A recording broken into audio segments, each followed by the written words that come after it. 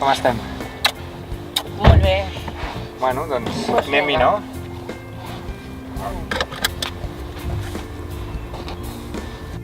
Lídia, per què vas venir a viure a les urbanitzacions?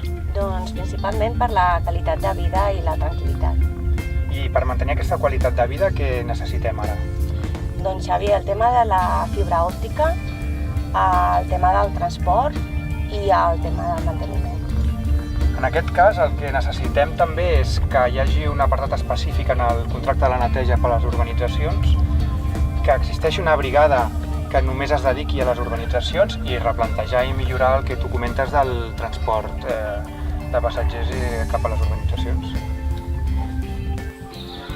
El dijous 8 de novembre t'esperem a Sant Must per parlar de les urbanitzacions i de la ciutat.